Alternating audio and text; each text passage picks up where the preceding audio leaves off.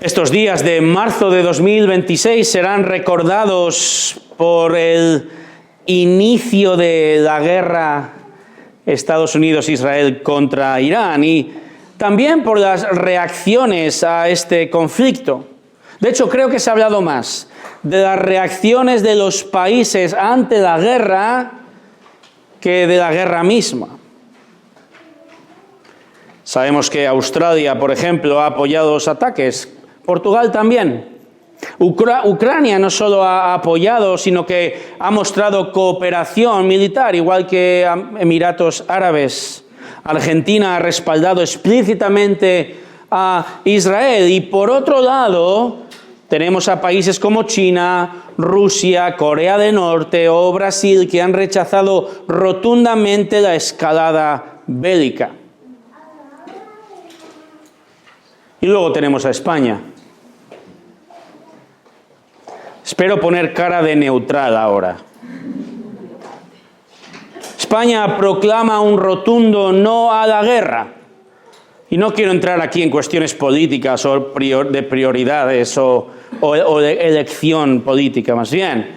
Pero España ha declarado un no a la guerra, vetando incluso el uso de las bases americanas, pero por otro lado enviando barcos de guerra armados hasta los dientes hacia el conflicto. No estamos solos, otros como Reino Unido o Francia han reaccionado de manera parecida. Todo ello con la volatilidad que tiene un misil, ¿verdad? Pero no estoy aquí para hablar de la guerra, ya tenemos bastante. Sino en este texto, en Hechos 13, también vemos reacciones, variadas reacciones. Y de nuevo, no acerca de la guerra, sino algo mucho más importante, reacciones al Evangelio, a las buenas noticias de salvación en Cristo. Reacciones positivas, reacciones negativas por parte de los oyentes. Pero en esta mañana quiero centrarme, por supuesto, en las reacciones, pero quiero centrarme en la propia respuesta de Pablo y Bernabé. ¿Cómo van a reaccionar ellos ante las diversas respuestas que se van encontrando? Y os lo voy a decir ya desde el principio. No suelo poner el bosquejo, no os lo suelo decir desde el principio, pero ellos van a reaccionar de tres maneras. Apuntando a los nuevos creyentes a la gracia de Dios, acatando, obedeciendo la palabra revelada aún en medio de este conflicto y también aceptando la voluntad de Dios, las cosas salgan como deseaban o no. Estas son las tres respuestas que vamos a ir viendo esta mañana. Hermanos, la iglesia es llamada a anunciar el Evangelio, pero la tarea de la iglesia no termina ahí, porque el mundo va a responder positiva o negativamente y nosotros somos llamados a continuar siendo luz al mundo. Así, la pregunta de esta mañana es la siguiente. Desde este texto surge la pregunta, ¿cómo responde la iglesia ante la reacción del mundo al Evangelio? ¿Cómo hemos de responder como iglesia a la respuesta al Evangelio? Estamos rizando el rizo, pero es lo que el texto nos muestra. Vamos a ver tres respuestas en esta mañana. Tres respuestas que nos muestran que nuestra responsabilidad no cesa tras anunciar a Cristo. Así, número 1, encontramos la primera respuesta en los versículos 42 y 43. La iglesia es llamada a apuntar a la gracia de Dios. Apuntamos a la gracia de Dios. Contexto. Pablo acaba de predicar en una sinagoga en la ciudad de Antioquía de Pisidia, actual Turquía, año más o menos 47, ante una audiencia de judíos y también de prosélitos, estos gentiles convertidos al judaísmo, y allí ha argumentado, como vimos la semana pasada, cómo el Dios soberano que controla la historia ha prometido el liberador, un salvador de la esclavitud, del pecado y la muerte. Y ese liberador no fue Abraham, por mucho que lo respetaban. Tampoco Moisés, tampoco fue el distinguido rey David, sino que versículo 23, capítulo 13, Pablo dijo: de la descendencia de David, conforme a la promesa, Dios ha dado a Israel un Salvador, su nombre es Jesús, Jesucristo. Él fue profetizado desde los primeros días de la creación. Fue predicado por Juan el Bautista, fue entregado a los romanos, muerto en la cruz, sepultado, pero resucitó al tercer día con poder y fue declarado Hijo de Dios por Dios Padre en la resurrección. Pablo, verso 38, fíjate, enfatiza: ahora por medio de Cristo os es anunciado el perdón de los pecados. Es decir, gracias a Cristo, Pablo puede anunciar el perdón, la justificación, ser declarado justo por Dios, quien es el juez santo. No hay otra manera de recibir el perdón de Dios, solo por medio de quien cargó con tu culpa en tu lugar. Ahora Pablo continuaba con ese sermón, ¿verdad? Cuidado, un aviso. ¿Recordáis? Cuidado con rechazarle. Rechazar a Cristo implica el juicio eterno. Este es el resumen del sermón de Pablo. ¿Cuál fue la respuesta? Digamos que variada. Lucas comienza con la respuesta positiva. Lee conmigo de nuevo, verso 42. Al salir Pablo y Bernabé, la gente les rogaba que el día siguiente de reposo les hablaran de estas cosas. Y terminada la reunión de la sinagoga, muchos de los judíos y de los prosélitos temerosos de Dios siguieron a Pablo y a Bernabé, quienes hablándoles les instaban a perseverar en la gracia de Dios. Vemos que el evangelio que ha sido predicado suscita gran interés, incluso a pesar de ese aviso de juicio dado, muy claro. A pesar de eso, incluso responden con el deseo de saber más. Es una lección muy importante que ya nos encontramos aquí, por cierto. Es una amonestación para todos nosotros. Pablo dice la verdad, toda la verdad y nada más que la verdad, aunque parezca políticamente incorrecto. Y me hace reflexionar: cuidado con no erigirme a mí mismo como Dios. ¿Cuándo me erijo como Dios? Cuando pienso que tengo la capacidad y la libertad de escoger lo que tengo que decir y lo que no tengo que decir del Evangelio. A veces no digo toda la verdad por miedo al rechazo, otras por pura vergüenza del Evangelio, seamos honestos. Al menos una parte, la parte que confronta, ¿verdad? Pero hermano, hermana, tiene que llegar un momento donde tu oyente tiene que saber qué ocurrirá si no cree en Cristo. Tiene que llegar un momento del aviso. ¿Por qué? Porque la realidad del juicio eterno es parte del Evangelio de Cristo. Y eso, hermanos, es ser obediente al llamado del Señor. Eso es el éxito del evangelismo. La conversión que deseamos no es el éxito per se del evangelismo.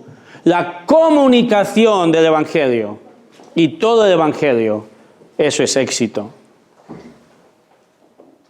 La gente les rogaba. De hecho, el verbo implica que probablemente fueron con ellos preguntándole hasta dónde se estaban hospedando, haciéndoles preguntas, pidiéndoles que el sábado siguiente volvieran a enseñar. Querían saber más. ¿Qué significa que Jesús es el Salvador?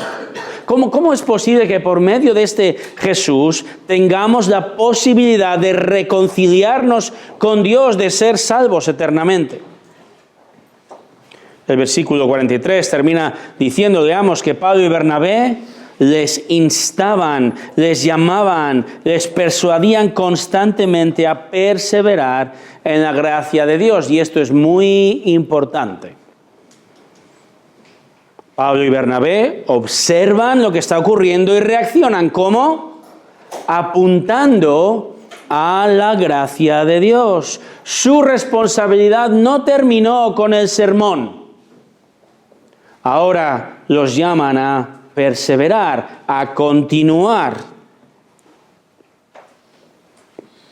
En Hechos 11:23, Bernabé, cuando fue a Antioquía, en este caso Antioquía de Siria, la primera iglesia gentil, dice el texto que se regocijó y animaba a todos para que con corazón firme permanecieran fieles al Señor. No podemos asumir que todos los destinatarios han creído verdaderamente, pero sí parece que un buen número de ellos llegó a una comprensión de la gracia de Dios a través de la predicación de Pablo y ahora deben permanecer. Deben continuar fieles a lo que han escuchado y en quien dicen que han creído. Hermano, cuando el entusiasmo de recién convertido se apaga, cuando la novedad del cristianismo deja de ser, somos llamados a perseverar. Pero la iglesia debe estar ahí también para exhortar al hermano a hacerlo, unos a otros. Somos llamados a perseverar, sea lo que ocurre, sea lo que sea como nos sentimos. Debemos de, por cierto, tener cuidado de depender de nuestras emociones en nuestra vida cristiana. Las emociones son creación de Dios, amén, pero son más volátiles que aquellos misiles de la guerra. Que tu emoción esté informada de la verdad de la palabra y no al revés. Por eso somos llamados a constantemente reunirnos para continuamente estimularnos, exhortarnos, animarnos, apuntando a la gracia de Dios. Esto es, apuntando a la misericordia, al favor inmerecido que ha derramado y derrama todos los días, gracias a Cristo. El Señor nos libre de olvidar la gracia de Dios en nuestro día a día. Él nos libre de pensar que la gracia de Dios es ese, sí, favor inmerecido que yo recibí en la salvación. Por gracia sois salvos por medio de la fe. Amén, amén. Pero ahora ya pasemos a otras cosas. Si tuviéramos derecho al favor de Dios, sería un salario, algo que merecemos. Pero no merecemos nada de Dios, ni el día de tu salvación, ni hoy tampoco.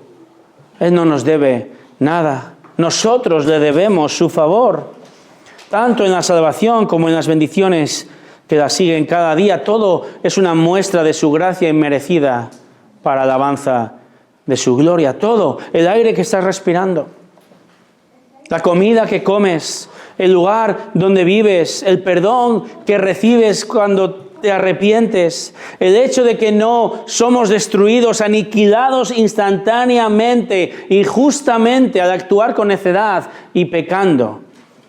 Eso es por gracia, la gracia de Dios en Cristo en nuestra vida hoy.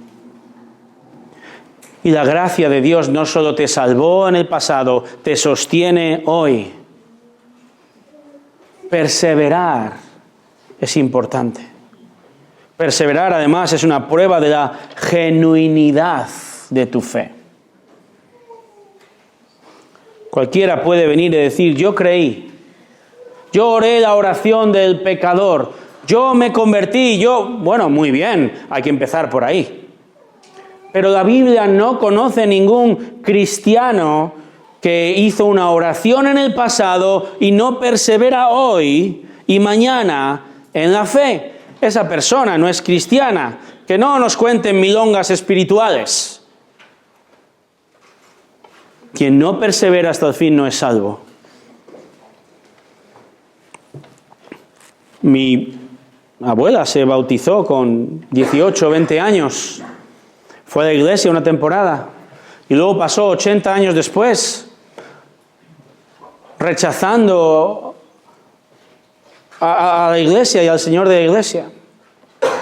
No es cómo empezaste, es cómo terminas, cómo perseveras. No es yo hice profesión, yo me bauticé, yo fui pastor, pero no has perseverado, no has continuado en la fe. De hecho, Pablo mismo, unos 4 años después de visitar este lugar y establecer esta iglesia, tiene que escribirles a ellos y a otros en la zona. Se llama la epístola a los Gálatas. Porque algunos de ellos no están perseverando. Quieren volver al sistema judío que cree erróneamente que la salvación viene por hacer, por obedecer. Y todos estamos expuestos a este peligro. Por lo tanto, persevera hoy en la gracia que te salvó ayer y además apunta a tu hermano a perseverar en la gracia de Dios constantemente. Solo el que persevera en su vida cristiana hasta el fin muestra su genuinidad, la autenticidad de su fe. Los griegos son conocidos por muchas cosas, una de ellas son los Juegos Olímpicos, pero además de los Juegos Olímpicos, los griegos también celebraban los Juegos Panatenaicos o Panatenaikos en honor a la diosa Atenea. Y durante este festival se corría una carrera llamada la Madredomía. No tenían un asesor publicitario, en fin. Una carrera de relevos por equipos con antorchas encendidas. ¿Quién ganaba? No ganaba el primero que llegaba, sino ganaba el equipo cuyo último corredor llegaba primero con la antorcha encendida. Tú eres llamado a perseverar. Y la aplicación desde este texto es que llames a tu hermano en tu equipo a hacerlo también. Y debemos también recordar que todo aquel que persevera en última instancia puede hacerlo porque Dios en su gracia se asegura de que esa antorcha estará encendida hasta el final. Recuerda el dicho, gracias a su perseverancia el caracol llegó al arca. Ahora, ¿cómo puedes tú apuntar a la gracia de Dios? Sea apuntarte a ti mismo, apuntar a tu hermano, a otro, a la gracia de Dios. Sea un cristiano maduro, sea un neófito en la fe. Te voy a dar 3 maneras, de muchas maneras, pero 3 que son fundamentales. Número 1, recuerda primeramente que Cristo es la personificación de la gracia. Que la promesa de Dios desde el principio es una promesa de gracia. Y que la gracia se encarnó. Dice Tito 2:11, la gracia de Dios se ha manifestado trayendo salvación.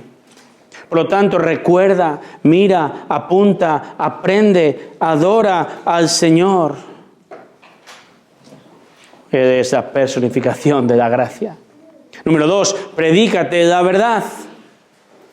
Predícate que la misma gracia que hizo que Dios decretara tu salvación desde la eternidad, que hizo que el Hijo Eterno se encarnara, que cargase con tu pecado, predícate que esa misma gracia está disponible hoy en este instante, en medio de tu pecado, para vivir así confiado en que cuando te arrepientes recibes misericordia ante el trono de Dios. Lo que nos lleva a una tercera manera, confianza incluso en medio de las pruebas y dificultades de la vida. ¿Sabías que tus pruebas, que tu dolor existe porque tu Padre amoroso desea moldear tu carácter como el de Cristo? No desea que vivas desesperado. Confía en Él, aun si pierdes la vida. La gracia que te ha sostenido te llevará con Él al cielo. Confía en Él. Dije 3, una de propina. Sea agradecido. La Iglesia reacciona apuntando a su gracia por medio del agradecimiento. Os lo acabo de decir, todo lo que tenemos viene de Él, aun lo que es rutinario y pasa desapercibido, un plato de comida, aunque quizá no te guste tanto, la ropa que llevas esté de moda o no, el techo que te cobija, incluso tu falta de trabajo o tu pequeña nómina, es la gracia de Dios y te ha de mover a estar agradecido y confiado en que Él no te dejará ni te desamparará. Tenemos que ver la vida con las lentes de la gracia de Dios. ¿Qué es lo primero que Pablo y Bernabé hacen tras anunciar el Evangelio? Están disponibles para apuntar a los nuevos discípulos a la gracia inmerecida de Dios. Nuestra tarea, hermanos, no cesa tras anunciar a Cristo. No cesa cuando alguien se convierte y nada más. Ahora hay un nuevo discípulo o un discípulo maduro. Pongámonos las lentes de la gracia de Dios y apuntémonos unos a otros a Él.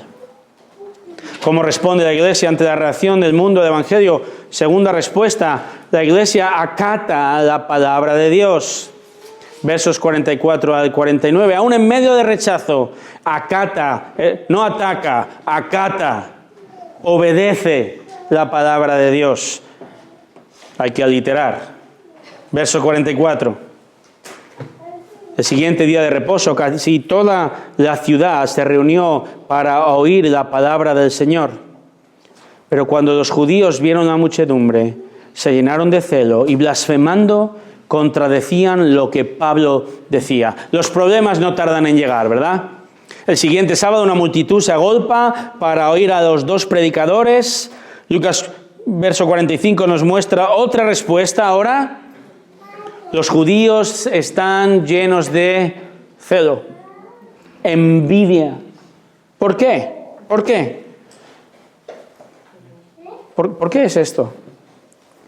Bueno, podemos pensar que, recordemos, los judíos consideran a los gentiles como bárbaros, impuros, no merecedores del favor de Dios. Ahora ven la multitud de gentiles escuchando la palabra y les corroe por dentro. También hemos de pensar, acudir al contexto histórico. Los judíos en Asia Menor disfrutaban de privilegios y libertades desde los días de Julio César, 100 años antes. Si ahora este movimiento pro Jesús permea en su sociedad, pensarán, corremos el riesgo de perder nuestra posición privilegiada ante Roma. No en vano, Jesús fue ejecutado por el gobernador romano en Judea, Pilato. No pueden permitir que esto continúe. Pero todo esto es externo. El corazón del asunto es, hermanos, su corazón. Su celoso resentimiento es en última instancia un desdén, un rechazo a Cristo que los mueve, dice el texto, a blasfemar y contradecir a Pablo. Hermanos, los judíos, quienes deberían ser los primeros en aceptar al Mesías prometido, se oponen con prepotencia a Pablo. Literalmente, dice el texto, blasfemando, hablaron en contra de las cosas dichas por Pablo. Los judíos blasfeman, insultan al Cristo proclamado por Pablo y Bernabé. Están diciendo, aquel crucificado Jesús es un criminal maldito por Dios. Y ridiculizan a los misioneros, los denigran por hablar de Jesús, rechazan de nuevo el anuncio del perdón de pecado en Cristo. Pero, increíble, Pablo y Bernabé no dan su brazo a torcer. No se doblegan ante tal respuesta negativa. Verso 46, entonces Pablo y Bernabé hablaron con valor y dijeron. Ellos acatan, ellos obedecen, ellos se someten a la única autoridad que tienen, que les dice, proclama la palabra del Señor. Por eso, hermanos, no les importa ser divisivos,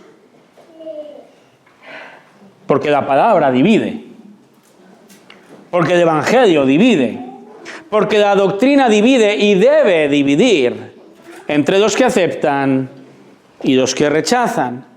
Por eso ellos hablan con valor ante esta turba judía, porque es su llamado de parte de Dios. Ellos no se amedrentan, sino que obedecen el llamado de Dios con gozo y dicen, verso 46 de nuevo, era necesario que la palabra de Dios os fuera predicada primeramente a vosotros, mas ya que la rechazáis, y no os juzgáis dignos de la vida eterna, y aquí nos volvemos a los gentiles, porque así nos lo ha mandado el Señor.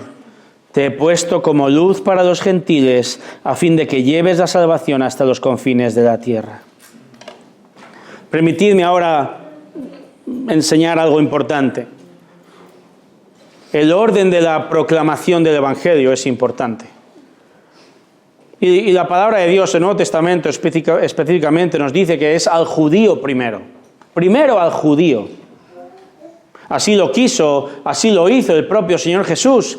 Él proclamó al judío, a los suyos, primeramente, el reino prometido. Marcos 1:15, el tiempo se ha cumplido y el reino de Dios se ha acercado. Arrepentíos, contexto en Galilea estaba, y creed en el Evangelio.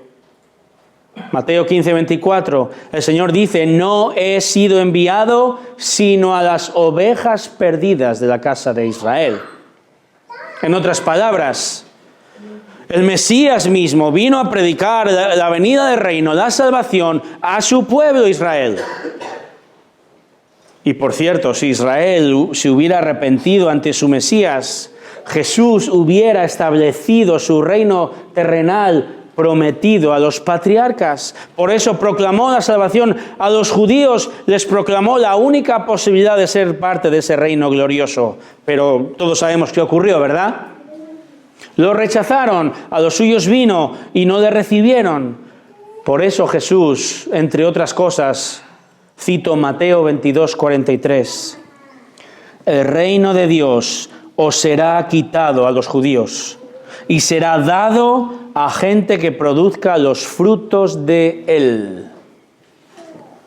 Esto se refiere, esta gente es la iglesia, formada por judíos y por atención, da gracias a Dios, gentiles, quienes nos beneficiamos también por gracia de las promesas de Dios en Cristo. Y Pablo lo sabe esto. Por eso el famoso texto en Romanos capítulo 1, versículo 18, no me avergüenzo del Evangelio porque es poder de Dios para salvación de todo el que cree, del judío primeramente, orden importante, y también del griego, del gentil, del no judío. Este era el orden. Verso 46 de Hechos 13, era necesario. Por eso iban, y de hecho van a seguir yendo a las sinagogas allí en las ciudades donde se encuentran, porque a pesar del rechazo judío, Dios se lo había ordenado. Dios, aún a pesar del rechazo, está lleno de gracia ante todo judío o gentil que cree en Cristo. Pero al mismo tiempo, hermanos, el rechazo judío predicho, profetizado, digámoslo así, ese rechazo nos beneficia. Nos beneficia. Porque Dios ha usado el rechazo de los judíos para que el Evangelio venga a nosotros, los gentiles. ¿Así? ¿Nos consideráis dignos de vida eterna? ¿No queréis recibir la gracia de esa vida ganada en la resurrección del Mesías? ¿La rechazáis? Verso 46, final, nos volvemos entonces a los gentiles. Ellos no dijeron, de acuerdo, aquí cesa nuestra responsabilidad. No, la responsabilidad de los misioneros, la responsabilidad de la iglesia no cesa. Continúan con la misión, aunque ahora dicen, nuestra prioridad será anunciar al Salvador a los gentiles. Y ellos citan verso 47, Isaías 49:6, fíjate. Citan, así nos lo ha mandado el Señor, te he puesto como luz para los gentiles a fin de que lleves la salvación hasta los confines de la tierra. Este texto originalmente se aplica a Cristo. Cristo es el siervo con S mayúscula. El siervo que para Isaías es profetizado y va a hacer perfectamente lo que otro siervo llamado Israel no hizo.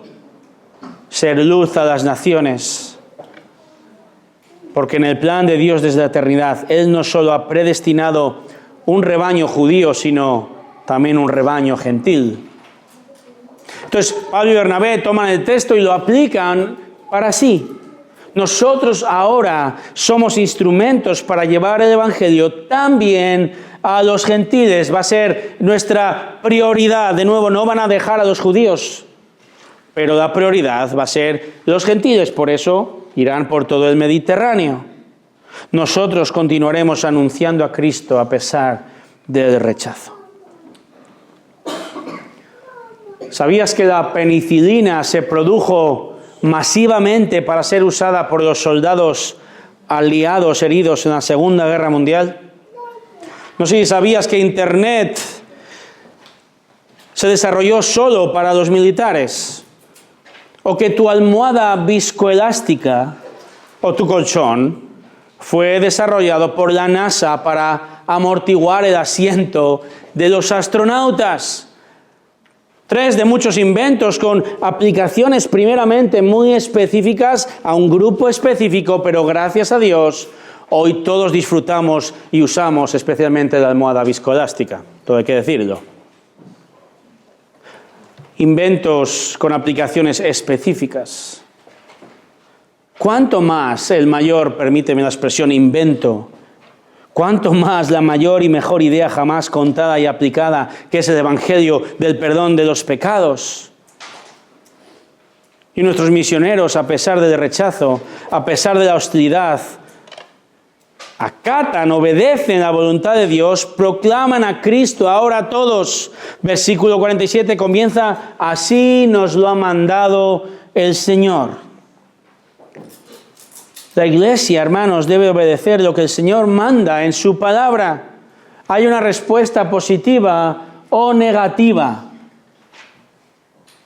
En este caso, el resultado, la reacción no se hace esperar. Verso 48, oyendo esto los gentiles se regocijaban y glorificaban la palabra del Señor y creyeron cuantos estaban ordenados a vida eterna, y la palabra del Señor se difundía por toda la región. Los gentiles festejan la victoria, festejan la palabra, no festejan la palabra, por cierto, de Pablo, no de Bernabé, sino la palabra del Señor. Y este es un énfasis en nuestro texto. 4 veces se repite la palabra de Dios, la palabra del Señor. Verso 44, 46, 48 y 49. El procónsul, ya si recuerdas, Sergio Paulo en Chipre, creyó maravillado de la doctrina del Señor. El Evangelio, hermanos, no se origina con hombres con talento religioso que idean cómo podemos relacionarnos ahora y reconciliarnos con Dios. De hecho, todas las religiones del mundo se han originado desde el hombre, o yo diría desde Satanás. Los sistemas de obras humanas que supuestamente traen armonía con Dios. Budismo, hinduismo, islam, judaísmo, catolicismo romano, mormonismo, testigos de Jehová, sea cual sea, todos estos sistemas tienen algo en común, que glorifican al hombre por medio de las obras. El mérito es del hombre, pero el Evangelio bíblico y verdadero es radicalmente diferente, porque elimina toda gloria, toda jactancia, desecha la obra humana y atribuye la salvación solo a Dios, quien nos eligió desde antes de la fundación del mundo, antes de que hiciéramos cualquier buena obra, incluyendo elegirle a Él. Y es aquí, y es por eso, porque Lucas ahora nos regala una frase para la posteridad. Verso 48, segunda parte. Y creyeron cuantos estaban ordenados a vida eterna. Creyeron cuantos estaban ordenados a vida eterna. Uno de los versos más claros de la predestinación del salvo por parte de Dios, de la elección soberana de Dios, al que antes estaba muerto en delitos y pecados y no podía escoger a Dios, ahora ha sido ordenado a vida eterna. Ordenado, esta palabra se traduce en otros textos, determinado, señalado, puesto, decidido, fijado, constituido, dedicado, destinado a. ¿Está claro? El versículo no dice, y todos los que creyeron fueron ordenados a vida eterna. No, al revés, creyeron ¿Cuántos, tantos como literalmente habían sido ordenados a vida eterna? Habían sido ordenados por un agente externo. Dios ordenó su salvación desde la eternidad. La Biblia llama sin tapujos a los creyentes elegidos, 1 Pedro 1:1, escogidos de Dios, Colosenses 3:12, Tito 1:1. Jesús dijo en Juan 6:55, nadie puede venir a mí si no se lo ha concedido el Padre. Ahora, sé que algunos queréis que me quede aquí y hagamos unas enramadas en esta doctrina, que correctamente atesoráis, ¿verdad? La soberanía de Dios en la salvación, preciosa doctrina, ¿verdad? Pero pensemos, ¿por qué Lucas menciona esto? Piensa en los destinatarios de Hechos. Piensa en los destinatarios judíos primero. Esta frase legitimiza las misiones a los gentiles.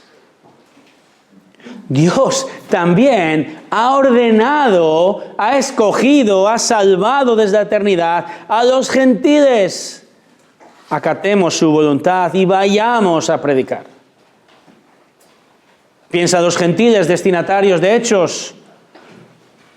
¿Yo también? ¿Dices que esta salvación enviada también es para mí? No solo para los judíos, que las promesas desde el principio de la historia, allá en Edén, Abraham, Isaac, Jacob, Moisés, David, me benefician a mí también.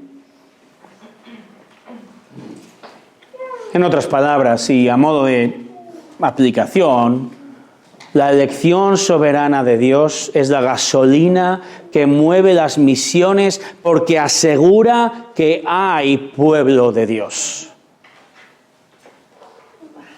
Si piensas que la salvación depende solo de la decisión del hombre, ¿dónde está la garantía de que alguien decida confiar en Cristo? Es más, tienes la garantía bíblica de que nadie confiará en Cristo porque nadie busca a Dios, Romanos 3:11. Suerte en tu evangelización si fuera así. Pero no lo es. Si Dios tiene un pueblo escogido, a quien escogió para salvación desde antes de la fundación del mundo, Efesios 1:4, si ha ordenado que serán salvos solo por el instrumento de la proclamación del Evangelio por parte de nosotros, la Iglesia, Romanos 1:16, y si tiene Él el poder para levantarlos de entre los muertos e impartirles arrepentimiento y fe salvadora, entonces puedes y debes obedecer y compartir el Evangelio con la fe, con la confianza de que Él usará la locura del mensaje predicado para salvar a su rebaño.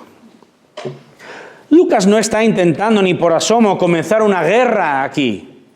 Otros quizá lo hacen. No hay conflicto. Esta doctrina es bíblica a la par que el llamado al arrepentimiento y la responsabilidad humana es igualmente bíblico. Y Lucas está siendo pastoral, tanto para un pueblo como para el otro, y está llamando a la iglesia de Cristo a acatar, a obedecer la palabra con valor y proclamar a Cristo a toda nación, como estos misioneros están haciendo. ¿Acaso Pablo y Bernabé han cesado por miedo? No. Verso 49 dice además que la palabra se difundía por toda la región. Implica que ellos continuaban con convicción y pasión y obediencia y fe en el plan redentor y no dejaron de predicar. Porque una iglesia que acata, que obedece las Escrituras, nunca puede cesar de servir. Tristemente, algunos dejan de hacerlo por comodidad. Otros ven que, ya hay suficientes creyentes, ya no hay que seguir evangelizando. Otros por temor o vergüenza. Pero la palabra te llama a no cesar. Te llama a obedecer las Escrituras y perseverar en el anuncio del Evangelio. ¿Qué haces tú? ¿Qué hacemos cuando recibimos rechazo de anunciar a Cristo? ¿Abandonar o acatar, obedecer la palabra de Dios. En otras palabras, dirigen tus convicciones bíblicas, tus acciones, a pesar de la reacción de la gente. Esto es lo que ocurrió aquí. Ellos proclamaron a Cristo por todo el Mediterráneo, un mensaje de salvación, amén, pero divisivo, y esto los expuso a muchas tribulaciones, pero ellos estuvieron dispuestos a recibirlas por amor y obediencia a Cristo. ¿Obedeces tú así, con esa determinación, la palabra de Dios hasta el punto de sufrir por tus convicciones, comenzando por tu propia casa? Hasta el punto de proclamar y vivir un mensaje que es inherentemente divisivo. Si esta iglesia cree que este libro es verdad, y creo que lo cree, si quieres, como hacían ellos, verso 48, regocijarte y glorificar la palabra del Señor, y si quieres ver el fruto de salvación que glorifica a Cristo, obedece la palabra, sométete al Señor, proclama a Cristo, no te rindas, no ceses, sea cual sea la reacción que recibas por ello, positiva o negativa. Lo que nos lleva a una tercera y última respuesta. ¿Cómo responde la iglesia ante la reacción del mundo al Evangelio? La tercera respuesta que muestra que nuestra responsabilidad no cesa es aceptar la soberanía de Dios. Aceptamos la soberanía de Dios, verso 50. Pero los judíos instigaron a las mujeres piadosas y distinguidas y a los hombres más prominentes de la ciudad y provocaron una persecución contra Pablo y Bernabé y los expulsaron de su comarca. El problema, como vemos, persiste hasta llegar a un punto de no retorno. Estamos en España, entendemos muy bien el concepto de los enchufes, ¿verdad? Y no hablo de los de la pared. Los enchufes, el favoritismo, se vale a menudo de ricos influyentes para mover a la sociedad. En este caso, es lo que hicieron allí.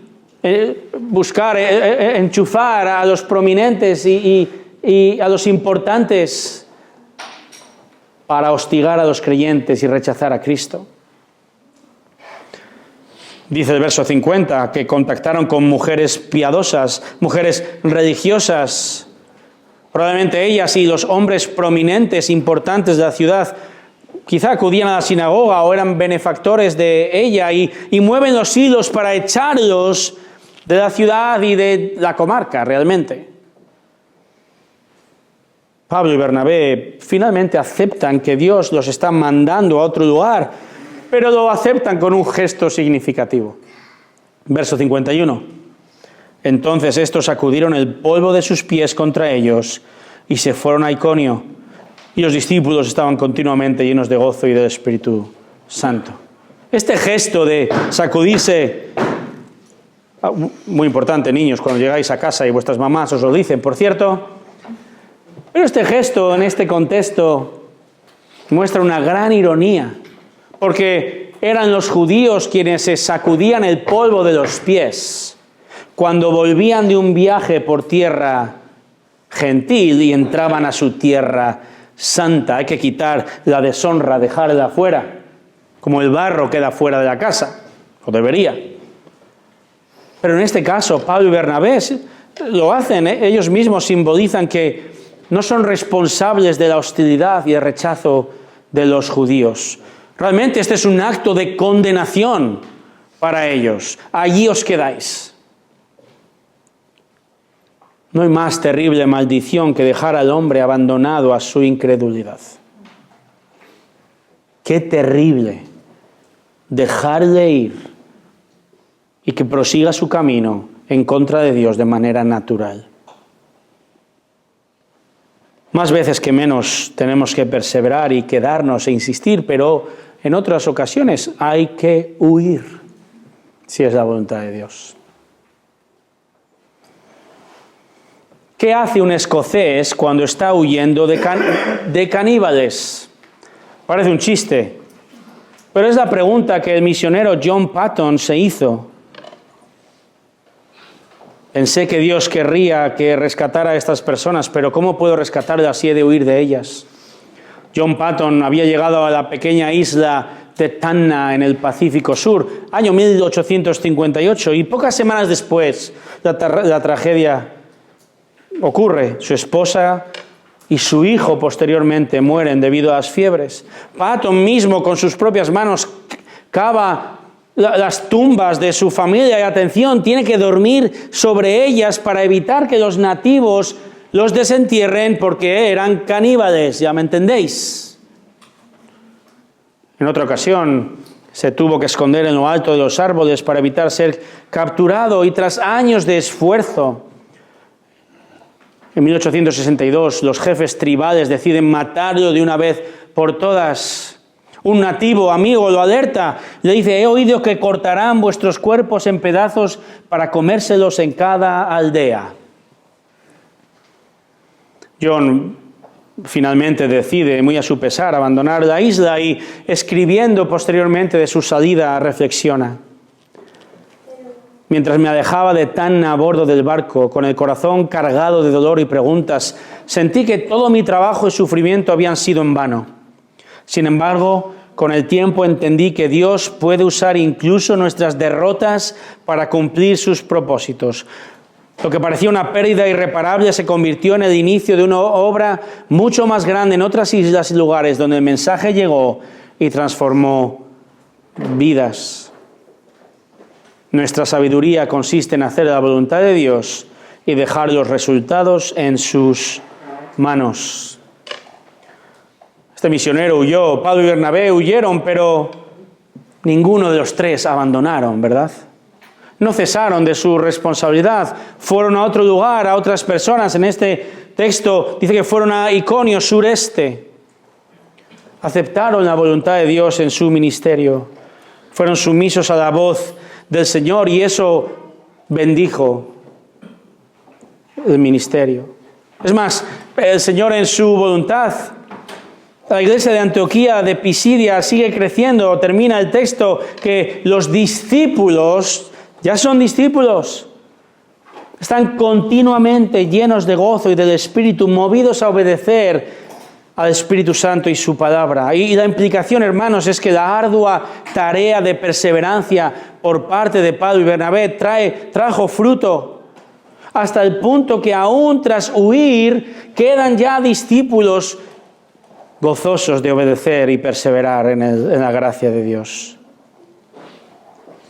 De hecho, en el siguiente capítulo, verso 22, nos muestra cómo posteriormente vuelven y nombran a ancianos. ¡Qué tremendo crecimiento ocurrió allí! Es fácil aceptar lo que nos ocurre cuando nos gusta, ¿verdad? Pero no es tan fácil aceptar la soberanía de Dios cuando enfrentamos problemas. Y en lo que se refiere al Evangelio, aceptamos gustosamente la voluntad de Dios cuando alguien se convierte. Amén, amén y amén. Ahora, aceptémosla también, aunque el esfuerzo realizado aparentemente no dé el fruto deseado. No ceses. Prosigamos con nuestra responsabilidad y vayamos a la siguiente persona. Querida iglesia, el Evangelio es la noticia más gloriosa jamás contada y el Evangelio, a diferencia de la guerra, cuya reacción puede ser más que un sí y un no, sino una gran variedad de respuestas, muchas ambiguas y con fines estratégicos y políticos. A diferencia de esto, el Evangelio de Cristo solo se puede contestar con un sí o un no. El Evangelio divide radicalmente al mundo porque confronta a cada pecador de su culpa ante el Dios Santo. Y si no eres creyente, Él te ofrece su gracia mostrada al sacrificar a su propio Hijo como el justo sustituto por los pecadores. Si estamos perdidos es por nuestro orgulloso y nuestra obstinada desobediencia. Si somos salvos es por su gracia inmerecida que nos ha escogido desde antes de la fundación del mundo. Y este es el mensaje divisivo porque confronta el orgullo humano y glorifica a Dios. Mas el mensaje que la iglesia que se somete al plan de Dios Este es el mensaje, que la Iglesia debe proclamar. Debe proclamar, énfasis en debemos proclamar. Este es el énfasis porque este texto presupone que la Iglesia de Cristo entiende que ese es un asunto prioritario. Responder ante la respuesta presupone que en primera instancia Cristo es proclamado, tanto en los servicios de adoración como fuera de nuestros cultos también, de manera individual, de manera colectiva. Amén, es nuestro llamado. Ahora, una vez que hemos hecho esto, ¿qué? Este texto muestra que la tarea de la Iglesia no termina ahí, sino que continúa. La Iglesia ha de entender que su tarea nunca termina.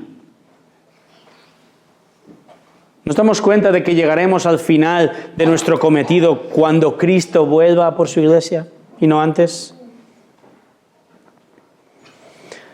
Los que sois un poco más mayores, ya quizá os acordéis de una empresa llamada Blockbuster. Una empresa de alquiler de vídeos, VHS, beta. En su día tuvo 9.000 tiendas, 80.000 trabajadores. Toys R Us, tienda de juguetes, 1.600 tiendas en el mundo, 64.000 trabajadores. En España, me siento un poco viejo decir estos nombres, Galerías Preciados, Pegaso, Pescanova. ¿Qué tienen estas empresas en común? Que a pesar del gran éxito, todas ellas quebraron y su actividad cesó. Pero eso no puede ocurrir nunca jamás con la Iglesia. Nuestra responsabilidad no cesa tras anunciar a Cristo. Iglesia, anuncia a Cristo, pero hemos de ir más allá. Apunta constantemente a su gracia. Acata, obedece día tras día su palabra. Cuando va bien, cuando va mal, cuando se responde bien, cuando se responde mal. Y acepta su voluntad y vuelta a empezar. Día tras día. No ceses, no te rindas. Oremos.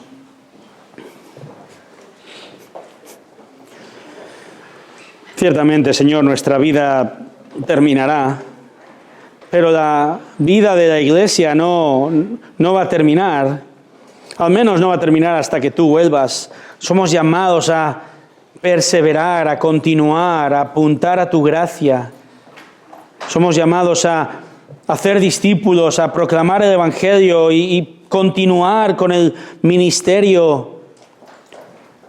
Apuntar, acatar tu palabra o ser obedientes a ella, aceptar tu voluntad, saber cuándo hablar, cuándo no, saber cuándo quedarnos, saber cuándo huir, pero nunca cesar. Otro día más sirviéndote, otro día más proclamando tu verdad, a pesar del desacuerdo, a pesar del rechazo. Queremos perseverar día tras día. No cesemos de anunciar a Cristo, no cesemos de vivir a Cristo, no cesemos de estimularnos al amor y a las buenas obras, no cesemos, no desmayemos, no digamos hasta aquí. Oh Señor, trae denuedo, trae un glorioso orgullo que significa o que implica el poder proclamarte, el privilegio de anunciar tu verdad y vivirla. Señor, sigue utilizando a nuestra Iglesia día tras día. Que no pensemos que hemos llegado a la meta. Hemos de perseverar, hay otra etapa más. Hay otro no creyente más. Hay otro hermano desanimado más. Señor, perseveremos, ayúdanos. Solo en el poder de tu Espíritu, convencidos de tu palabra, podemos hacerlo. En el nombre de Jesús. Amén.